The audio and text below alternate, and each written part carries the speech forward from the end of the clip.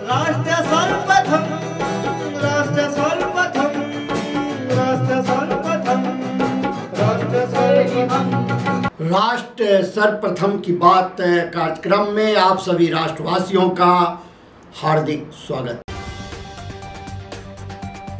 कौशल विकास मामले में चंद्रबाबू नायडू के खिलाफ एफआईआर रद्द करने पर सुप्रीम कोर्ट की बेंच ने खंडित फैसला सुनाया। जस्टिस अनिरुद्ध बोस और बेला त्रिवेदी असहमत हैं और मामले को सीजीआई के पास भेज दिया है। आम आदमी पार्टी के नेता और राज्यसभा सदस्य राघव चड्ढा ने मंगलवार को कहा कि विपक्षी गठबंधन भाजपा के खिलाफ अपना पहला चुनाव लड़ने के लिए पूरी तरह तैयार है। सुप्रीम कोर्ट ने प्रधानमंत्री नरेंद्र मोदी की शैक्षणिक डिग्री पर टिप्पणी को लेकर आम आदमी पार्टी के सांसद संजय सिंह के खिलाफ गुजरात की एक अदालत में लंबित आपराधिक मानहानि की कार्यवाही पर मंगलवार को रोक लगा दी। झारखंड के मुख्यमंत्री हेमंत सोरेन भूमि घोटाला मामले में प्रवर्तन निदेशालय की जांच में शामिल होने के लिए सहमत हो गए हैं। एजेंसी के 8वें समन का जवाब देते हुए सीएम ने ईडी को पत्र लिखकर कहा कि वह 20 जनवरी को उनके आधिकारिक आवास पर अपना बयान दर्ज कर सकते हैं। केंद्रीय मंत्री स्मृति ईरानी ने कांग्रेस की चल रही भारत जोड़ो न्याय यात्रा पर कटाक्ष करते हुए कहा कि सबसे पुरानी पार्टी अपने वंश को बचाने के लिए आगे बढ़ रही है, जबकि प्रधानमंत्री नरेंद्र मोदी अपनी सरकार की नीतियों के माध्यम से लोगों के लिए समृद्धि सुनिश्चित कर रहे हैं। उत्तर भारत में आज गंगा के मैदानी इलाकों में कोहरे की मोटी चादर छाई रही। घने कोहरे से दृश्यता कम रही, जिससे सड़क और रेल यातायात प्रभावित हुए। मध्य प्रदेश के शिवपुरी जिले में एक कार के डिवाइडर से टकरा जाने से 4 लोगों की मौत हो गई और 3 अन्य घायल हो गए। भारत में बीते कुछ दिनों से लगातार कोहरे के कारण लोगों को काफी समस्याओं का सामना करना पड़ रहा है। कोहरे की वजह से रविवार को इंदिरा गांधी हवाई अड्डे पर भी 500 उड़ानें देरी से उड़ी। केंद्रीय मंत्री राजीव चंद्रशेखर ने कहा कि डीप फेक पर सलाह के अनुपालन को प्लेटफॉर्मों से मिश्रित किया गया है और कहा कि इस मुद्दे से निपटने के लिए अगले 7 दिनों में सख्त आईटी नियमों को अधिसूचित किए जाने की संभावना है। पवित्र नगरी अयोध्या अपने भगवान के आगमन के लिए तैयार है। 22 जनवरी को अयोध्या में नवनिर्मित मंदिर में रामलला की प्राण प्रतिष्ठा की जाएगी। इस अवसर को विशेष और ऐतिहासिक बनाने के लिए यहाँ भव्य तैयारियां की जा रही हैं। राम मंदिर के उद्घाटन के एक सप्ताह पहले ही धार्मिक अनुष्ठानों और विधियों का कार्यक्रम शुरू हो चुका है। इंडिया दर्पण दैनिक हिंदी समाचार पत्र डीआईडी न्यूज पर राष्ट्र सर्वप्रथम मीडिया टीम की ओर से समस्त राष्ट्रवासियों को गणतंत्र दिवस की हार्दिक शुभकामनाएं।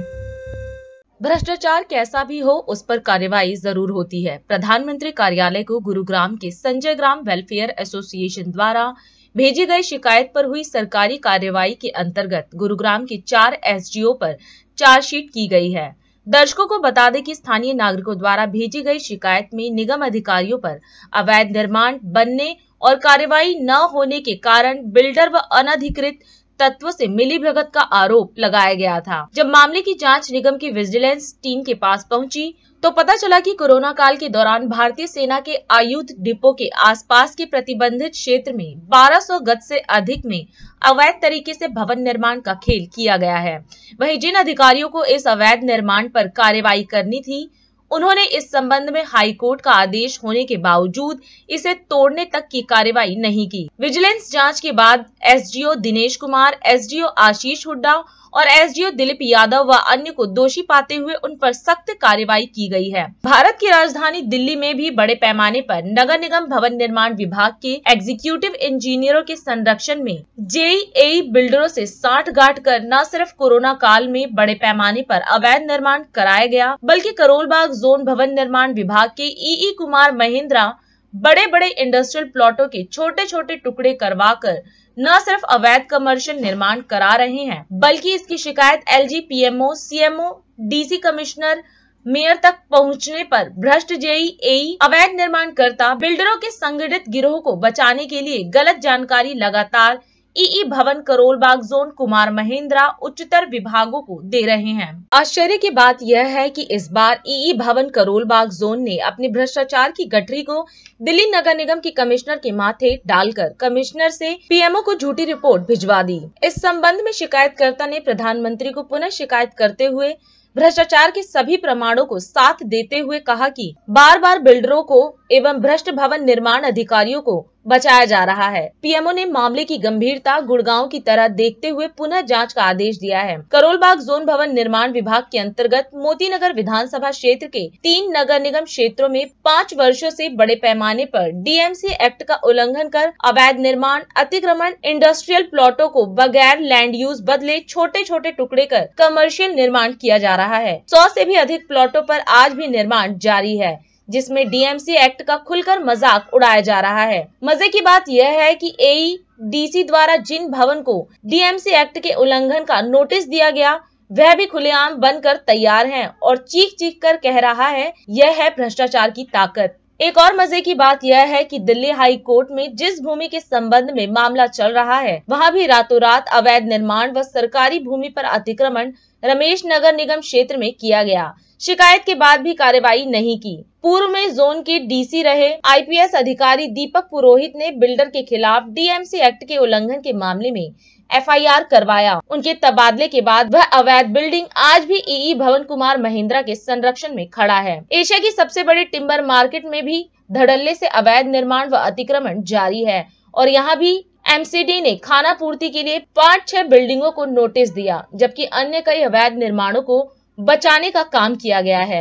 ऐसी स्थिति में जब इन निर्माणों से भाजपा शासित भारत सरकार, आप शासित अरविंद केजरीवाल की दिल्ली सरकार, महापौर शैली ओबरॉय के नगर निगम को भारी राजस्व के नुकसान का सामना करना पड़ रहा है, तो यह गंभीर सवाल स्वतः सामने आकर खड़ा हो जाता है, इस भ्रष्टाचार पर कार्रवाई कब होगी।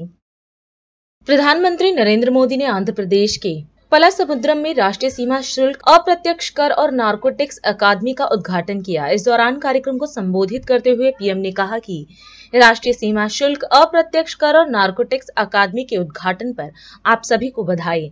उन्होंने कहा कि जिस क्षेत्र में यह कैंपस बना है वह अपने आप में विशेष है। यह क्षेत्र अध्यात्म, राष्ट्र निर्माण और सुशासन से जुड़ी हमारी विरासत का प्रतिनिधित्व करता है। इसके साथ ही पीएम ने कहा कि मुझे विश्वास है कि ये कैंपस गुड गवर्नेंस के नए आयाम गढ़ेगा, देश में ट्रेड और इंडस्ट्री को गति देगा। आप सभी को national academy of customs, indirect taxes and narcotics के इस शानदार कैंपस की बहुत बहुत बधाई। जिस श्री सत्य साई जिले में जिस क्षेत्र में एक कैंपस बना है वो अपने आप में विशेष है। ये क्षेत्र अध्यात्म, राष्ट्र निर्माण और सुशासन से जुड़ी हमारी विरासत का प्रतिनिधित्व करता है। आप सब जानते हैं कि पुट्टपर्ती में श्री सत्य साईं बाबा की जन्मस्थली है। ये महान स्वतंत्रता सेनानी पद्मश्री श्री कल्लुल सुब्बाराव की भूमि है। प्रसिद्ध पपेट्री आर्टिस्ट दलाभाई चलापति राव को इस क्षेत्र में ने नई पहचान दी है। इस धरती से विजयनगर के गौरवशाली राजवंश के सुशासन की प्रेरणा मिलती है। ऐसी प्रेरणादायी जगह पर नैसीन का यह नया कैंपस बना है। मुझे विश्वास है ये कैंपस गुड गवर्नेंस के नए आयाम गढ़ेगा, देश में ट्रेड और इंडस्ट्री को नई गति देगा। साथियों, आज तिरुवल्लुवर दिवस भी है। संत तिरुवल्लुवर ने कहा था, राजस्व के रूप में प्राप्त राजकीय कर और शत्रु से जीते हुए धन पर राजा का ही अधिकार होता है। अब लोकतंत्र में राजा तो होते नहीं, राजा तो प्रजा होती है और सरकार प्रजा की सेवा का काम करती है। इसलिए सरकार को पर्याप्त राजस्व मिलता रहे, उसमें आपकी बहुत बड़ी भूमिका है। आजकल तो पूरा देश राममय है, राम जी की भक्ति में सराबोर है। लेकिन साथियों, प्रभु श्री राम का जीवन विस्तार उनकी प्रेरणा, आस्था भक्ति के दायरे से कहीं ज्यादा है। प्रभु राम गवर्नेंस के, समाज जीवन में सुशासन के ऐसे प्रतीक हैं जो आपके संस्थान के लिए भी बहुत बड़ी प्रेरणा बन सकते हैं। साथियों, महात्मा गांधी कहते थे कि राम राज्य का विचार ही सच्चे लोकतंत्र का विचार है। गांधी जी ने ऐसा कहने के पीछे वर्षों का उनका अध्ययन था, उनका दर्शन था। राम राज्य यानी एक ऐसा लोकतंत्र जहां हर नागरिक की आवाज सुनी जाती थी और उसे उचित सम्मान मिलता था। आज 21वीं सदी के आपके आधुनिक संस्थान के 4 सबसे बड़े ध्येय यही तो है।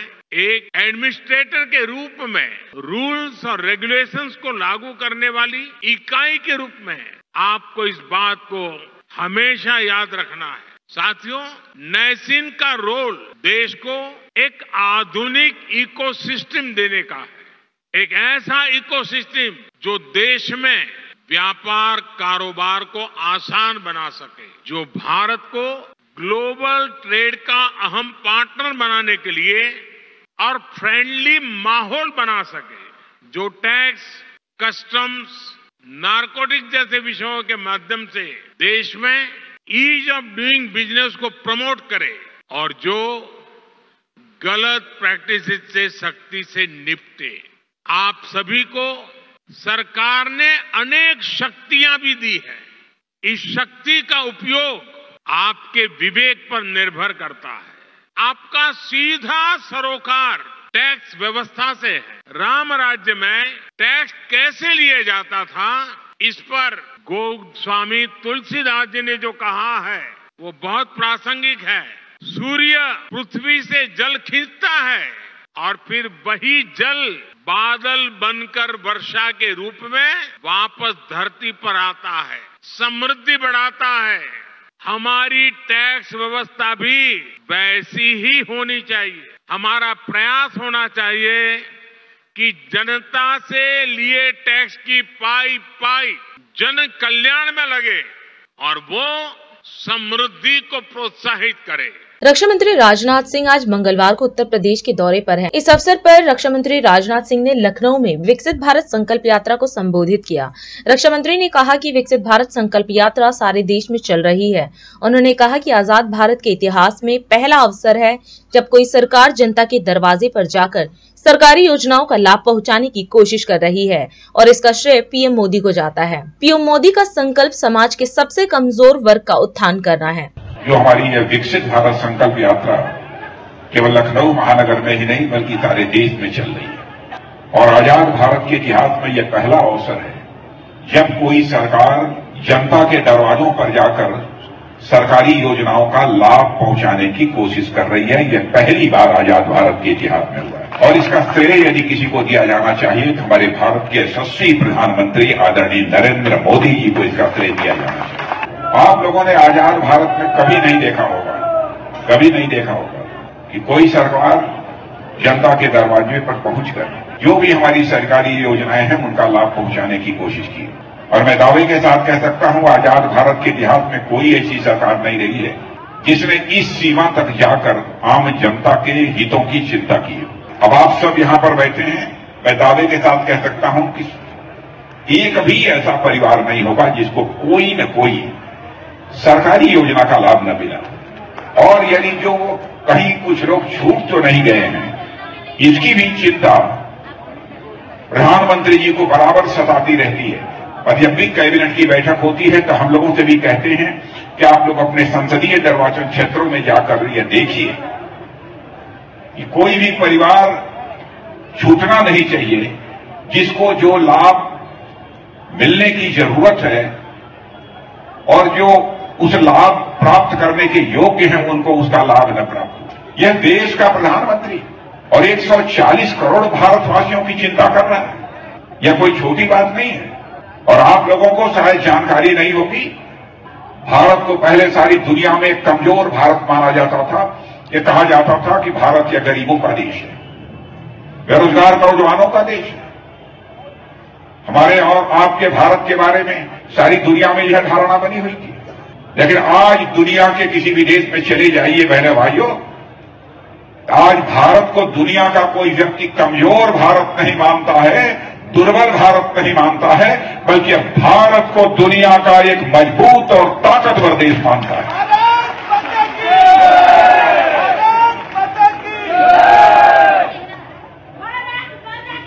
और इसका श्रेय यदि किसी को दिया जाना चाहिए तो भारत के प्रधानमंत्री आदरणीय नरेंद्र मोदी जी को इसका श्रेय दिया जाना चाहिए।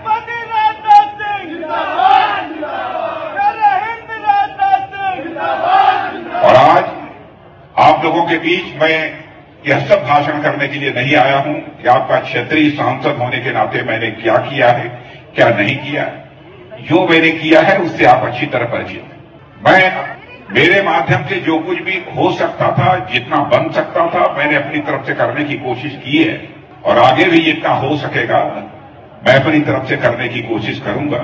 हमारा यह प्रयत्न लगातार जारी रहेगा। आज यदि मैं आया हूं तो आप लोगों का दर्शन करने के लिए आया हूं और जिन लाभार्थियों को जो भी शेष बचे हुए हैं, जिनको कुछ लाभ दिए जाने हैं कुछ योजनाओं के, उस निमित्त यहां पर आया हूं। यहां लखनऊ में आता हूं तो मैं काम देखने के लिए क्या कुछ शेष बचा है इसका जायजा लेने के लिए आता हूं, इसके अलावा कुछ नहीं। अब 3-4 दिनों से यहां पर मैं हूं, लोगों के साथ संपर्क कर रहा हूं, लोगों की और क्या आवश्यकताएं हैं, लखनऊ के विकास के लिए और क्या किया जा सकता है।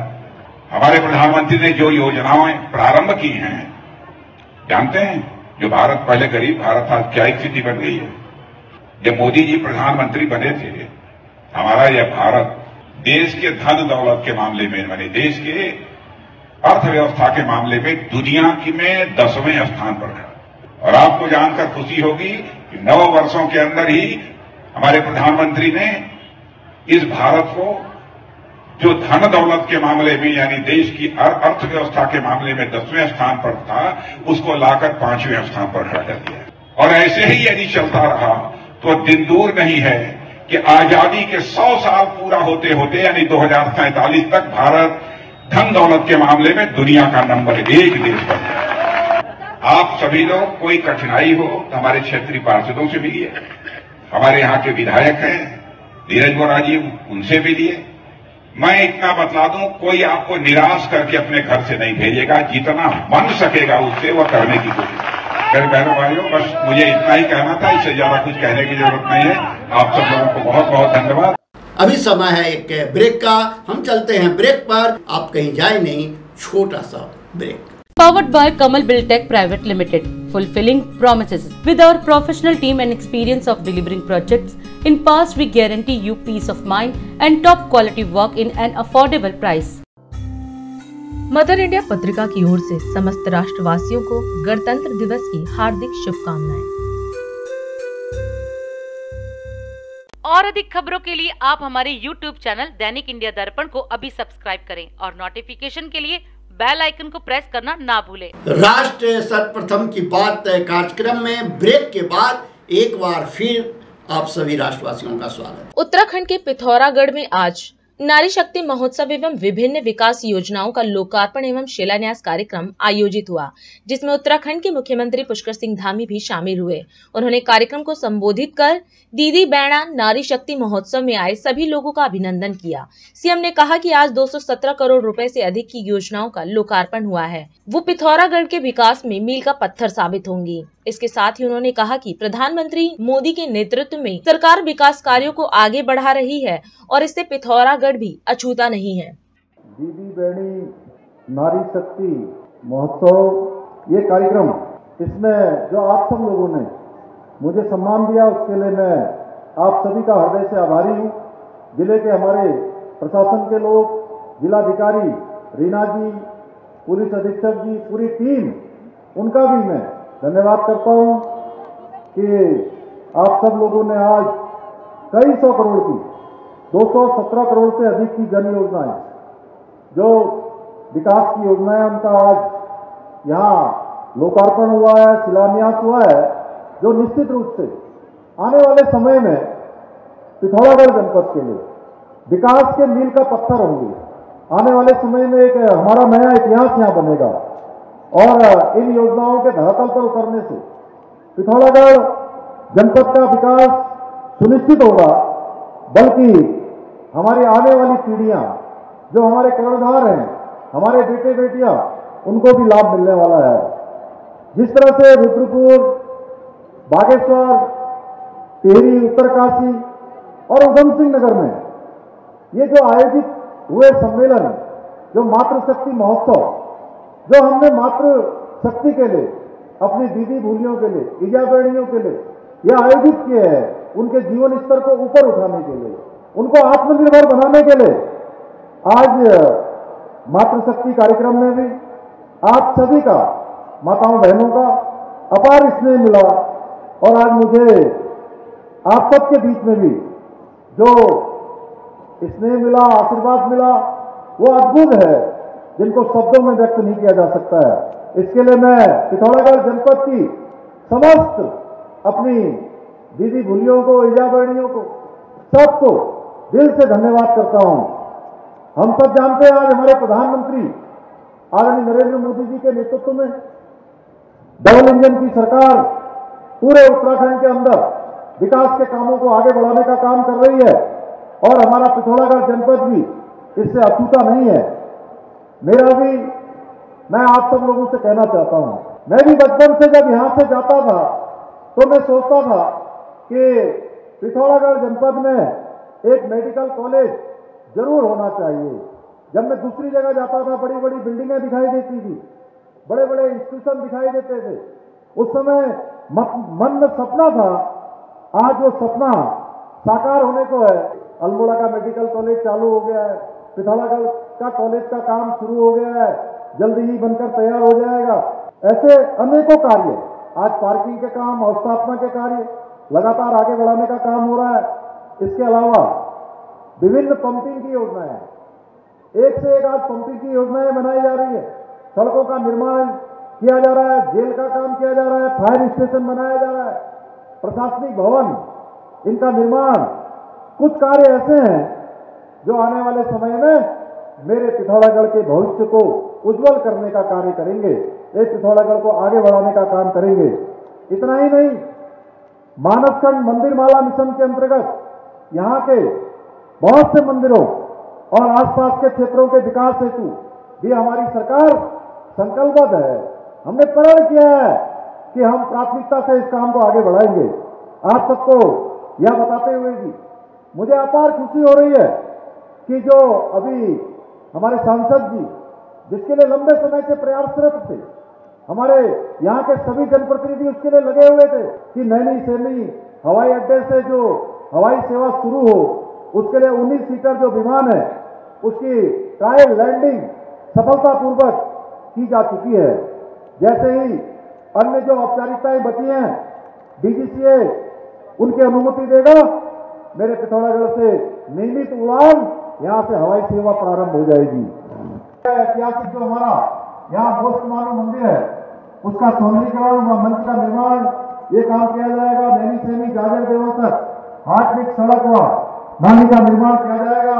अन्य भी बहुत सारे प्रस्ताव आज मुझे मिले हैं, मैं उन सबको अपने साथ लेकर जा रहा हूँ और उन सभी का परीक्षण करवाकर उन सबको धरातल पर उतारने के लिए जल्दी से जल्दी सरकार के स्तर पर काम किया जाएगा। हमारा राज्य आगे बढ़े, हमारा जनपद आगे बढ़े, इतना ही आप सबसे निवेदन करते हुए, भगवान से प्रार्थना करते हुए अपनी वाणी को विराम देता हूँ। आम आदमी पार्टी सांसद राघव चड्ढा ने इंडिया अलायंस पर प्रेस वार्ता को संबोधित किया। इस दौरान सांसद ने कहा कि इंडिया गठबंधन अपना पहला चुनाव लड़ने जा रहा है। उन्होंने कहा कि 18 जनवरी को होने वाला चंडीगढ़ का मेयर चुनाव देश की राजनीति की तकदीर, तस्वीर, दशा और दिशा बदलने वाला चुनाव है। यह चुनाव 2024 के चुनाव की नींव रखेगा। उन्होंने इंडिया बनाम भाजपा का पहला चुनाव बताते हुए कहा कि इंडिया अलायंस चंडीगढ़ मेयर चुनाव पूरी ताकत से लड़ेगा और ऐतिहासिक जीत दर्ज करेगा। इंडिया गठबंधन अपना पहला चुनाव लड़ने जा रहा है। 18 जनवरी को होने वाला चंडीगढ़ मेयर चुनाव कोई आम चुनाव नहीं है। ये इस देश की राजनीति की तकदीर, तस्वीर, दशा और दिशा बदलने वाला चुनाव है और ये चुनाव हमारा मानना है कि आने वाले 2024 के लोकसभा चुनाव की नींव रखेगा। इंडिया गठबंधन बतौर गठबंधन पहली बार चुनाव के रण के मैदान में भाजपा का सामना करने जाना है और यह चुनाव इंडिया बनाम भाजपा पहले चुनाव के नाम से जाना जाएगा। हमारा यह मानना है कि इंडिया गठबंधन पूरी मजबूती से चंडीगढ़ मेयर चुनाव लड़ेगा और एक ऐतिहासिक निर्णायक जीत दर्ज कराएगा। आप इस आम चुनाव, इस चंडीगढ़ मेयर चुनाव को कोई साधारण आम चुनाव मत मानिए। यह एक ऐसा चुनाव है जिसमें पहली बार मुकाबला सीधा इंडिया बनाम भाजपा होने जा रहा है और हमारा यह मानना है कि जीत दर्ज कराने के बाद इंडिया गठबंधन का यह जीत रूपी रथ चंडीगढ़ तक ही सीमित नहीं रहेगा। यह कश्मीर से लेकर कन्याकुमारी और मणिपुर से लेकर मुंबई तक जाएगा।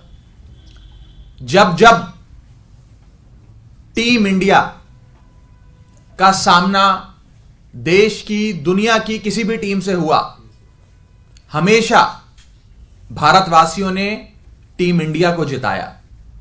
हमारा यह मानना है कि 18 जनवरी के चंडीगढ़ चुनाव में भी भारतवासी एकजुट होकर इंडिया को जिताएंगे। हमारा यह मानना है कि इंडिया गठबंधन की 18 जनवरी को होने वाली क्लीन स्वीप के बाद यह एक 2024 के लोकसभा चुनाव के लिए आगाज होगा और यह एक टोन सेट करेगा कि आने वाले जो भी चुनावी मुकाबले होंगे इंडिया बनाम भाजपा, उसके क्या नतीजे होंगे। मेरा यह मानना है कि यह एक और बड़ी चीज साबित करेगा, वो यह है कि जब इंडिया गठबंधन मिलकर चुनाव लड़ता है तो 1 और 1 2 नहीं, 1 और 1 11 होता है। यह चंडीगढ़ का 18 जनवरी का चुनाव सिद्ध करेगा और इसके संदेश, इसका मैसेज, जो जीत का, इंडिया गठबंधन की जीत का मैसेज होगा, यह देश के कोने कोने तक पहुंचेगा। तो आने वाला यह चुनाव बेहद निर्णायक होने जा रहा है और हमारा यह मानना है कि इंडिया गठबंधन का पहला मुकाबला, पहली चुनावी फाइट जो भाजपा से 18 जनवरी को होने जा रही है, यह 2024 के चुनाव का आगाज करेंगी। देखिए, इंडिया गठबंधन एक ऐसा गठबंधन है जिसमें देश की तमाम पार्टियों ने, राजनीतिक दलों ने, राजनेताओं ने अपनी व्यक्तिगत महत्वाकांक्षा और अपनी व्यक्तिगत मतभेद, मनभेद दरकिनार कर साथ आने का फैसला लिया, देश हित में फैसला लिया। अब सीटों का बंटवारा कौन से राज्यों में होगा, कौन से में नहीं होगा, कौन से राज्यों में रणनीति के तहत साथ आकर लड़ा जाएगा और कौन से राज्यों में रणनीति के तहत भिन्न भिन्न प्रकार से लड़ा जाएगा, यह फैसला सीट शेयरिंग की जब पूरी बातचीत है वो समाप्त हो जाएगी, उसके बाद लिया जाएगा। मेरे नेता और दिल्ली के मुख्यमंत्री आदरणीय अरविंद केजरीवाल जी की एक बहुत ही महत्वपूर्ण बैठक कांग्रेस के राष्ट्रीय अध्यक्ष मल्लिकार्जुन खड़गे साहब और कांग्रेस पार्टी के बड़े नेता राहुल गांधी जी के साथ हुई। बैठक बहुत ही महत्वपूर्ण है, उसमें कई विषयों पर चर्चा हुई और साथ आकर चुनाव लड़ने का जो संकल्प है वो और मजबूत हुआ। मेरा अपना यह मानना है कि अगर इंडिया गठबंधन की पार्टियां और खास करके ये 2 पार्टियां साथ आती हैं तो भाजपा के लिए 1 और 1 2 नहीं, 1 और 1 11 का जो हमारी ताकत है वो 1 और 1 11 हो जाएगी, उसका सामना भाजपा को करना पड़ेगा। और अधिक खबरों के लिए आप हमारे YouTube चैनल दैनिक इंडिया दर्पण को अभी सब्सक्राइब करें और नोटिफिकेशन के लिए बेल आइकन को प्रेस करना ना भूलें।